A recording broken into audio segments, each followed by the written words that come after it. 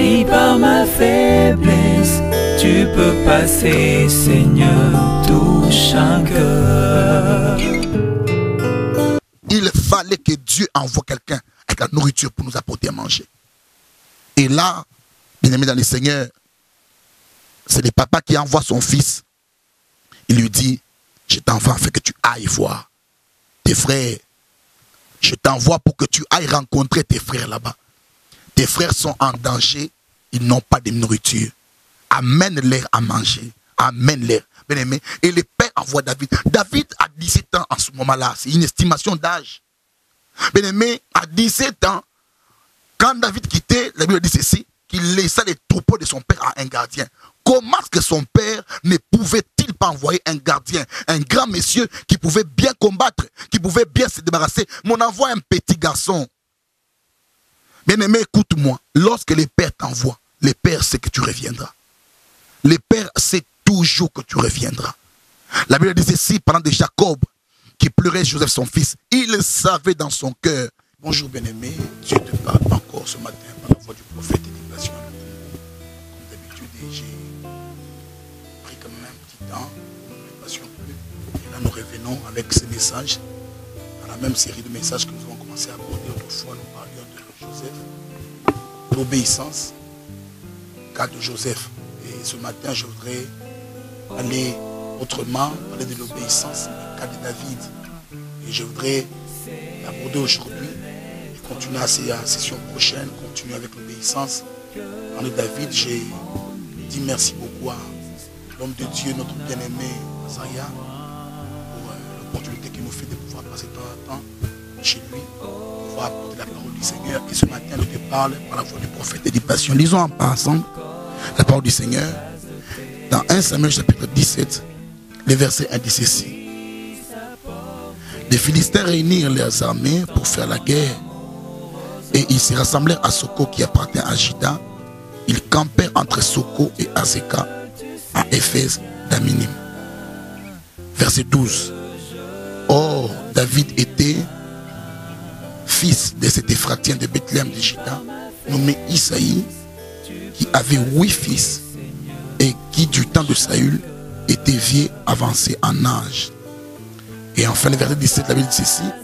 Isaïe dit à David son fils, prends pour tes frères cet éphod de grains rôtis et 10 pains et cours au camp vers tes frères.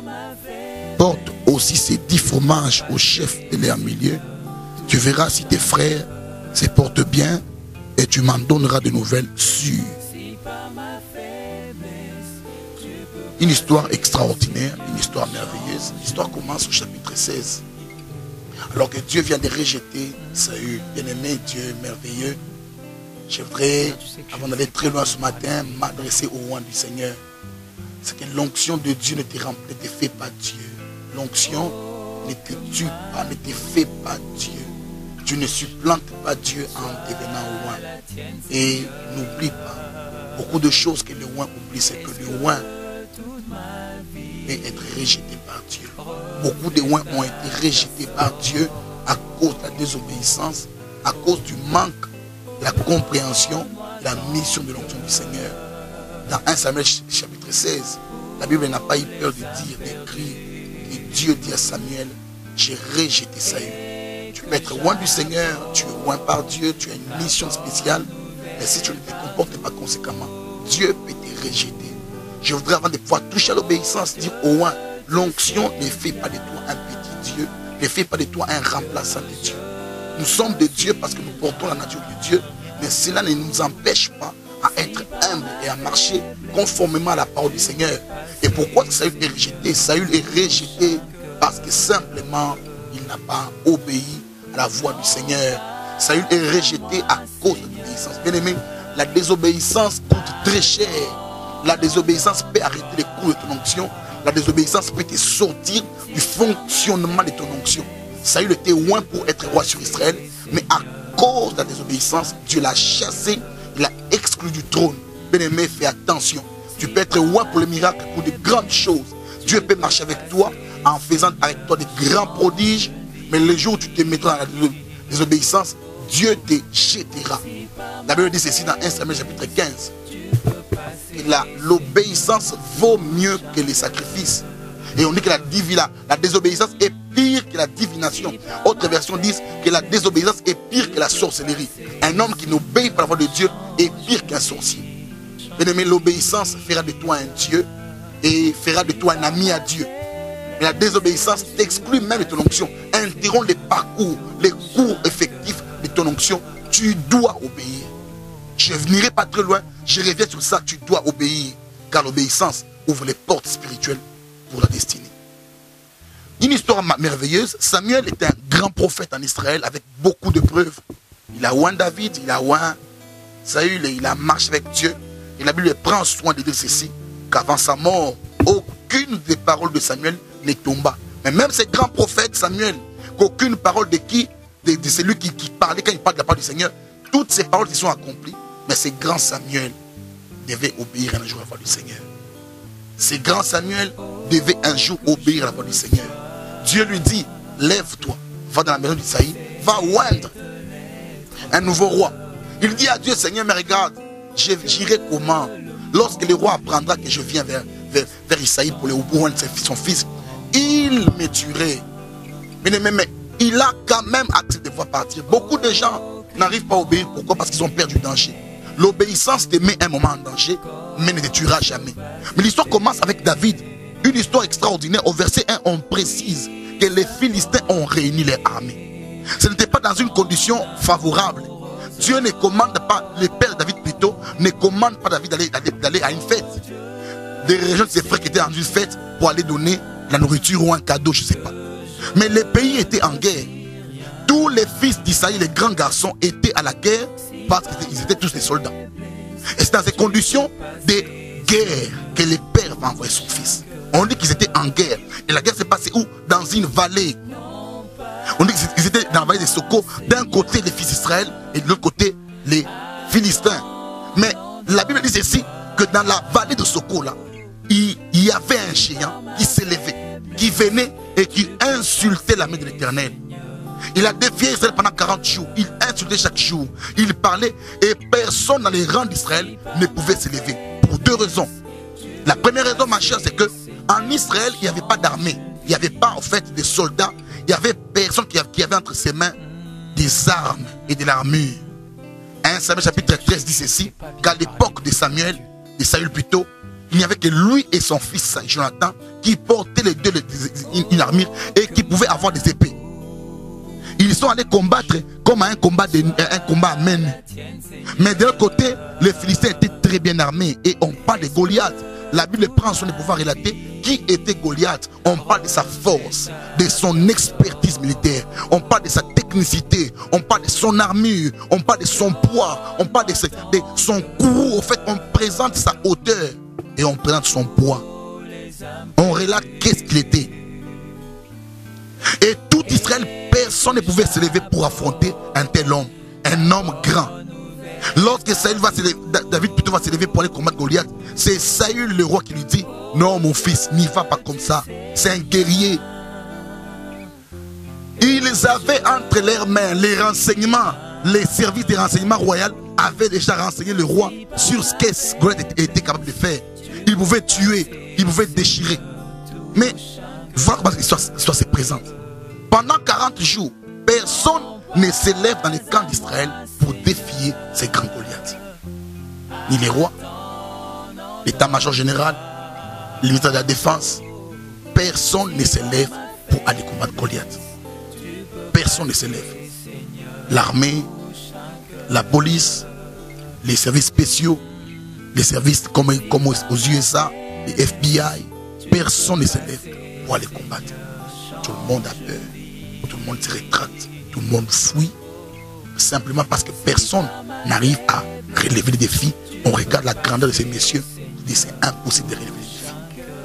Mais c'est en ce moment-là que les pères de David s'élèvent. Il dit à David, David mon fils, je t'envoie, va au combat là-bas, là où la guerre se passe là-bas. Je ne t'envoie pas quelque part de meilleur, je t'envoie quelque part où il y a la guerre. C'est exactement Jésus-Christ.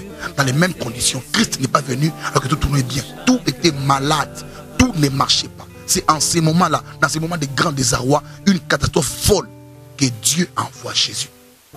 Dieu envoie Jésus, non pas au moment où tout le monde était en fête. C'est en ce moment-là, David n'est pas envoyé quand tout s'est passé bien. C'est en ce moment des grands tourments, des moments où tout ne marche pas, que le père David dit David, je t'envoie par tes frères sont soldats, mais ils n'ont pas de quoi manger. Tes frères sont des soldats, mais ils n'ont pas la nourriture. Tes frères sont des grands guerriers, mais ils n'ont pas de nourriture. Ils ne pourront pas combattre. Parce qu'un homme qui n'a pas de nourriture, un homme qui n'a pas mangé, même quand il a une arme forte, une arme puissante, il ne saura même pas la manipuler. C'est exactement ce que nous étions avant Jésus. Avant qu'il ne vienne, nous étions des hommes forts, mais sans nourriture. Nous étions des hommes forts, mais sans nourriture. Et nous tremblons de gauche à droite. Nous marchons ça et là. Nous tâtonnons. Nous paniquons devant Goliath. Pourquoi? Parce qu'on n'avait pas de nourriture. Il fallait que Dieu envoie quelqu'un avec la nourriture pour nous apporter à manger. Et là, bien aimé dans le Seigneur, c'est le papa qui envoie son fils. Il lui dit, je t'envoie afin que tu ailles voir tes frères. Je t'envoie pour que tu ailles rencontrer tes frères là-bas. Tes frères sont en danger. Ils n'ont pas de nourriture. Amène-leur à manger. Amène-leur. Bien aimé. Et le père envoie David. David a 17 ans en ce moment-là. C'est une estimation d'âge. Bien aimé, à 17 ans, quand David quittait, la Bible dit ceci, qu'il laissa les troupeaux de son père à un gardien. Comment est-ce que son père ne pouvait-il pas envoyer un gardien, un grand monsieur qui pouvait bien combattre, qui pouvait bien se débarrasser? Mon envoie un petit garçon. Bien aimé, écoute-moi. Lorsque le père t'envoie, le père sait que tu reviendras. Le père sait toujours que tu reviendras. La Bible dit ceci, parlant de Jacob, qui pleurait Joseph son fils. Il savait dans son cœur que son fils n'était pas mort. Il attendait un jour. Certainement chaque jour qu'il était à la maison, alors que ses frères étaient revenus, l'avait déjà vendu. Il voyait un petit garçon, il disait, les voilà parce qu'il reviendra aujourd'hui. Le père savait qu'il reviendra. Lorsque Dieu a envoyé Jésus, malgré la force de Satan, malgré la force des ténèbres, les démons, les sorciers, Dieu savait que Jésus-Christ, même quoique mort, il reviendra à la maison. Le Père sait toujours que celui qui obéit reviendra toujours à la maison. Le Père ne pouvait pas prendre un homme, un grand monsieur, un autre serviteur. Il a laissé le serviteur en train de garder des brebis. Il a envoyé David pour dire, David mon fils, va là-bas au combat. Ça ne se passe pas bien là-bas, amène la nourriture. Le Père sait que tu reviendras. Le Père sait que l'obéissance ne te tue jamais. La face, les front of de l'obéissance, la face présente de l'obéissance fait quoi? Elle présentera la situation dans laquelle tu obéis comme une situation dangereuse. Elle t'effrayera même d'ailleurs. La situation peut t'effrayer.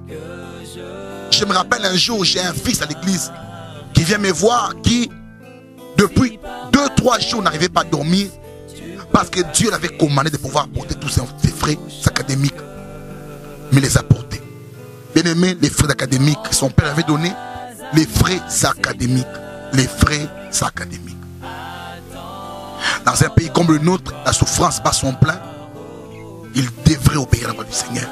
48 heures durant, il a négocié avec Dieu pour voir si c'était une histoire du style Abraham. Tu montes avec l'offrande à la maison et Dieu dit non, ne donne pas. Alors qu'il vient chez moi à la maison, il dit à Dieu, Seigneur, si seulement je ne trouve pas à la maison, c'est dire que pour moi, tu m'as commandé de pouvoir vraiment donner l'offrande. Mais si papa n'est pas là, je comprends que tu m'as exaucé et je rendrai mon argent. Alors qu'il vient chez moi à la maison, il a toqué la porte. Et ces jours-là, je n'avais rien en main. Et j'attendais l'intervention rapide de Dieu. Et lorsque lui a obéi, par lui, Dieu a intervenu à mon problème. Et par moi, Dieu a solutionné le problème de sa vie. Parce qu'au fait, lui était frappé sur d'embargo spirituel de ne jamais étudier. C'était la 4e année où il était en train d'échouer en G1 toujours. Premier gradué, il échoue. À l'UNIKIL, il échoue. Il va ici, il échoue. Il va là-bas, il échoue. Mais la 4e année, il amène cet argent. C'est comme au 40e jour. C'est au 40e jour que le père envoie son fils. Le père n'a pas envoyé le fils au 30e jour, au 10e jour, au 40e jour. Dans la chiffrologie biblique, le chiffre 40 compte 2 chiffres. Le chiffre 4 et le chiffre 0. Le chiffre 0, le chiffre de l'annulation. Un combat où Dieu restera absolu parce que 0 est un élément absorbateur. Mais le chiffre 4, c'est un chiffre de la stabilité. C'est comme ça que Dieu, dans toute la Bible, n'a pas trouvé de plus de plusieurs manières pour expliquer qui était Jésus. L'évangile, la Bible n'a trouvé que 4 manières pour présenter l'image de Jésus-Christ. Dans les 4 évangiles, Matthieu, Marc, Luc et Jean. Quand tu montes au ciel comme nous qui faisons de tour en tour, allant visiter le Seigneur quand il nous fait grâce de pouvoir arriver vers lui, vous trouverez qu'autour de Dieu, il y a 4 êtres vivants. Au moins de la parole, parce que nous rentrons, nous entrons dans l'image du ciel, au moins de la parole du Seigneur. Quand nous mettons la parole de Dieu, nous nous retrouvons dans ces contextes célestes. Et vous trouvez qu'autour de Dieu, il y a aussi 4 êtres vivants. Et bien aimé le Seigneur, alors qu'on jeta 3 personnes dans la fenêtre ardente, il y avait un 4e monsieur qui est apparu au milieu d'eux. Un chiffre de stabilité, un chiffre de royauté, de dignité. Il a été envoyé au 40e jour afin qu'il entre. Il était déjà loin, ce garçon David. Bien aimé, je précise que David était déjà loin. Mais malgré qu'il était loin, Dieu ne l'avait pas loin pour autre chose que pour défendre Israël. Mais David a commencé à tuer les loups, l'ours et les lions. Il les a tués. Ce sont des choses qui sont passées, mais ce n'était pas pour cela qu'il a été loin. C'est comme ça que je propose 4 choses à comprendre dans ce message sur l'obéissance, la puissance de l'obéissance, mais qu'a David.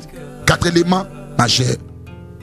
Il était loin, mais la première chose c'est quoi, bien mes seigneurs, c'est que l'obéissance à la voix du Père te permet de manifester l'onction de ton Dieu. L'obéissance à la voix du Père te permet de manifester l'onction de ton Dieu. Tu peux être déjà loin, mais tant que tu n'obéis pas, ton onction n'entre pas en travail. L'onction est activée par l'obéissance. Lorsque tu reçois l'onction, c'est dans l'obéissance que l'onction s'active. Saül a désobéi, son onction a été désactivée. Que des serviteurs désactivés. Il a commencé un petit truc avec le Seigneur, un petit miracle, une petite grâce prophétique. Dieu illumine ses yeux. Aujourd'hui, demain, il devient orgueilleux et Dieu le désactive. Il devient un ex-soin. Et aujourd'hui, malheureusement, nous avons beaucoup d'ex-soins. Pourquoi? Parce qu'ils n'ont pas obéi à la voix de leur Dieu. David était déjà loin. Malgré son onction pour combattre pour Israël, il devait attendre l'instruction de son père. Il ne pouvait pas dire à son père, papa, moi je suis déjà loin. Comment tu peux envoyer un homme loin? Mais écoutez-moi, le loin est un homme que Dieu a sélectionné de quelque part. C'est une personne naturelle qui doit être régie au principe que Dieu a établi. La paternité est plus grande que l'onction. Et David devait obéir à son père. Mais il n'a pas, il est parti.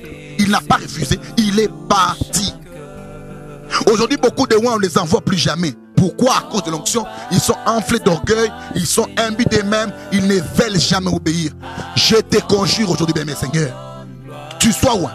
Même si Dieu marche avec toi par des miracles, comme il fait avec Bénigne, comme il est fait avec autres hommes de Dieu, n'oublie pas que tu n'es qu'une personne. N'oublie jamais que tu n'es qu'une personne. Continue à obéir. À chaque fois que tu obéis, l'onction se manifeste encore. L'obéissance provoque la manifestation exponentielle de ton onction. C'est dans l'obéissance. Tu es loin de Dieu. Mais pour que l'onction arrive, l'obéissance active l'onction de ton Dieu. Tu peux porter l'onction sur toi, mais ne t'inquiète pas, tu dois obéir pour que l'onction entre en travail et se manifeste. Tu es loin pour beaucoup de choses. Tu es loin pour gagner, pour renverser Goliath. Tu es loin pour combattre pour la nation. Tu es loin pour pouvoir relever un grand défi. Tu es loin pour les grands travaux. Mais ne t'inquiète pas, l'obéissance ouvre les portes pour que l'onction se manifeste. Tu as l'onction, mais l'obéissance offre l'opportunité de la manifestation de l'onction. Tu as l'onction, mais l'obéissance donne à ta vie d'onction un terrain spécifique pour manifester ton onction. Tu es loin, mais l'obéissance donne à ton onction un terrain, un ring pour se manifester. Car même le plus grand boxeur du monde a besoin d'un ring. Le plus grand catcheur du monde a besoin d'un ring. Le plus grand prof d'université a besoin d'un auditoire. S'il n'y a pas d'auditoire, il n'y a pas d'élèves, il n'y a pas d'étudiants, il n'y a pas de professeurs non plus. Tu as l'onction de Dieu sur toi, beaucoup de capacités, obéis à la voix du Père. C'est la première chose, bien aimé, c'est que tu ne dois pas oublier l'obéissance à ton Père, à la voix de ton Père. Ouvre la porte à la manifestation de ton onction. La seconde chose que je trouve importante, bien aimé, à dire, c'est quoi? L'onction, l'obéissance plutôt, te permet de manifester plutôt ta véritable identité. L'onction de Dieu, l'obéissance plutôt à la voix du Seigneur, te permet de manifester ta véritable identité. David n'était plus berger, il était déjà roi. Et dans les prérogatives d'un roi, dans 1 Samuel chapitre 8, le roi devait être un protecteur d'Israël. Saül ne protégeait plus Israël depuis 40 jours.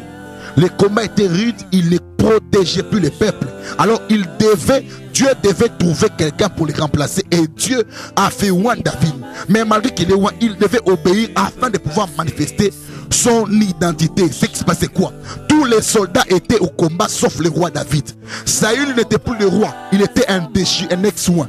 Les militaires, malgré leurs forces, malgré les promesses qu'ils avaient de Dieu d'Abraham, d'Isaac et de Jacob, ils ne pouvaient pas combattre. Pourquoi? Parce qu'à leur tête, il y avait un roi, un chef fictif, un rejeté par Dieu. Un chef rejeté en train de rejeter toute l'armée. C'est comme ça que Dieu ne pouvait pas remplacer. Le roi Saül rejeté, Dieu avait rejeté avec lui tous ceux qui étaient avec lui. Shama était rejeté. Eliab était rejeté. Abinadab était rejeté. Tout le monde était rejeté parce que Dieu avait rejeté le roi. Et quand Dieu rejette un roi, c'est comme dans un gouvernement. Lorsque le premier ministre est déchu, tout le gouvernement tombe. Saül rejeté, le gouvernement de Saül tombait aussi. Alors Dieu a fabriqué une armée, et dans son armée, Dieu était seul et n'avait que ses combattants, David. Et quand David vient, il était lui-même l'armée d'Israël. J'aime le jour où Élie est en train de monter au ciel. Son fils Élisée crie, dit: mon père, char d'Israël et sa cavalerie. Pour dire quoi? C'est toi qui es l'armée d'Israël. Un roi de Dieu est une armée. Et cette armée ne se manifeste que lorsqu'elle est capable d'obéir à la voix de Dieu. Dieu a dit à Élie: Élie, retire-toi. Élie s'est retiré. Combien de rois à qui Dieu a dit retire-toi, ils ne se sont jamais retirés. Pourquoi? Parce qu'ils ne veulent pas se retirer. Lorsque Dieu travaille avec toi un moment, retire-toi. Retire-toi, bien-aimé Seigneur. Retire-toi. N'oublie pas que quand tu es à l'onction de Dieu, l'onction dépend de faire quoi? De manifester ton identité. David était devenu roi et tous les soldats attendaient le roi. Et quand David est venu, c'était un combat de représentants. David a combattu contre Goliath. Il a tué Goliath et le combat a changé. Pourquoi? Parce qu'il a obéi à la voix de son père. Troisième chose que je voudrais aborder rapidement avec toi, bien-aimé Seigneur, c'est qu'en fait l'onction, l'obéissance te permet d'imposer le royaume de Dieu en détruisant Goliath. C'est avec l'onction que tu détruiras Goliath, bien-aimé Seigneur. Mais pour détruire Goliath, il te faut bien avoir de ton père. Celui qui n'obéit pas à son père ne rencontrera jamais son Goliath. Ton Goliath est là devant toi pour te permettre de pouvoir manifester ton identité ou à imposer le royaume de Dieu. Chacun de nous a son Goliath. Si tu ne rencontres pas Goliath, les femmes ne viendront pas pour toi. La gloire que tu attends, tu demandes à Dieu la gloire. Seigneur, la gloire, la gloire, la gloire. La gloire ne viendra pas comme la gloire. Elle viendra en forme d'une épreuve. Elle viendra en forme d'un défi. Elle viendra en forme d'un combat. Mais c'est à toi de pouvoir relever les défis. Tu relèves les défis d'aujourd'hui, tu deviens grand demain. Tu relèves les défis aujourd'hui, tu deviens grand demain. Pourquoi? Chacun de nous a besoin de son Goliath. Tu renverses les royaumes des ténèbres en obéissant à la voix du Seigneur. La Bible dit ceci: les ténèbres ne régneront pas toujours. Les ténèbres ne régneront pas toujours. C'est qu'il y a un moment où Dieu a prévu que les ténèbres ne règnent pas. Si les ténèbres règnent aujourd'hui, c'est parce qu'il y a un grand problème. Nous nous sommes retirés. L'obéissance n'est plus là. Et quand on n'obéit pas, on ne sait pas vivre la manifestation de la gloire de Dieu. Je voudrais finir, bien-aimé Seigneur, avec ces derniers points pour pouvoir t'aider à pouvoir comprendre qu'est-ce que je voudrais te dire ce matin. La quatrième chose que l'obéissance ouvre la saison de la célébrité et de la renommée. L'obéissance ouvre la saison de la renommée et de la célébrité. Lorsque David a obéi la voix de son père, il est devenu célèbre plus que le roi Saül. On ne parlait plus jamais de son père, on a commencé à parler de lui. Pourquoi? L'obéissance ouvre la saison. Et je déclare sur toi ce matin, bien-aimé Seigneur, que Dieu ouvre devant toi une saison de célébrité, une saison des opportunités, une saison de grandeur, de gloire, où les gens chercheront à te rencontrer. Les femmes n'ont jamais été à l'INA pour répéter une chanson, mais elles se sont retrouvées en train de composer un chant spécial, sans studio, mais les chants a battu les records du monde. Les chants est allé jouer jusque dans la cour du roi. Les amis du roi, les invités du roi, les conseillers du roi les ont retrouvés en train de chanter. Saül a tué ses 1000, mais David a tué ses 10 000. Pourquoi? À cause de l'obéissance de Dieu. Quand tu obéis à la voix du Seigneur, Dieu ouvre des saisons de célébrité et des saisons de gloire. Je l'annonce pour toi au nom de Jésus de Nazareth. En obéissant aujourd'hui, que Dieu ouvre des saisons d'opportunités pour toi, de célébrités pour toi, et que les gens parlent de toi en fonction. Tout ce que David attendait. David prend ses histoires, amène à ton père, à tes frères. Une petite chose. David n'attendait plus rien. Il était déjà loin. C'est la dernière chose. La dernière chose qui te reste pour ta vie, c'est que tu obéisses à la voix de Dieu afin que ton onction crie encore. Retiens-toi. Obéis à la voix du Seigneur ton Dieu. Si tu obéis à la voix de ton Dieu, il t'accordera la supériorité sur toutes les nations. Ce que la Bible déclare, il te donnera la supériorité. La supériorité est fonction à l'obéissance que tu démontres à la voix de Dieu aujourd'hui, bien-aimé Seigneur. C'est votre frère, le prophète Eli Patient Mpungu. Je suis pasteur des fonctionnements. Je suis prophète des ministères. Et je dirige, j'ai la grâce, les bénéfices de la part du Seigneur de conduire la grande communauté. Bonjour Saint-Esprit Ministries International, dans laquelle notre église première s'appelle Fire Church. Je dirige actuellement. Et nous sommes sur 68 boulevard Salongo, dans la commune de Lemba, croisement des avenues Billy et boulevard Salongo, la région des copains. Et nous nous retrouvons à l'église chez nous chaque lundi et vendredi à 17h et chaque dimanche de 8h à 10h. Nous t'invitons, toi qui nous suis de partout, de venir. Et en suivant la vidéo, faites large diffusion. Vous venez nous retrouver pour la vidéo sur Info 243 pour visionner toutes nos vidéos, ou vous pouvez nous écrire sur Facebook, sur WhatsApp, avec le numéro qui s'affiche généralement au bas de l'écran. Vous venez nous rencontrer et nous appeler pour un besoin, une prière, une direction divine par rapport à votre destinée. Que Dieu vous bénisse. Merci beaucoup. Si par ma faiblesse tu peux passer, Seigneur, touche un cœur. Il fallait que Dieu envoie quelqu'un avec la nourriture pour nous apporter à manger. Et là, bien aimé dans le Seigneur, c'est le papa qui envoie son fils. Il lui dit, je t'envoie afin que tu ailles voir tes frères. Je t'envoie pour que tu ailles rencontrer tes frères là-bas. Tes frères sont en danger, ils n'ont pas de nourriture. Amène-les à manger. Amène-les. Bien aimé. Et le père envoie David. David a 17 ans en ce moment-là. C'est une estimation d'âge. Bien aimé, à 17 ans, quand David quittait, la Bible dit ceci, qu'il laissa les troupeaux de son père à un gardien. Comment est-ce que son père ne pouvait-il pas envoyer un gardien, un grand monsieur qui pouvait bien combattre, qui pouvait bien se débarrasser? Mon envoie un petit garçon. Bien aimé, écoute-moi. Lorsque le père t'envoie, le père sait que tu reviendras. Le père sait toujours que tu reviendras. La Bible dit ceci, parlant de Jacob, qui pleurait Joseph son fils. Il savait dans son cœur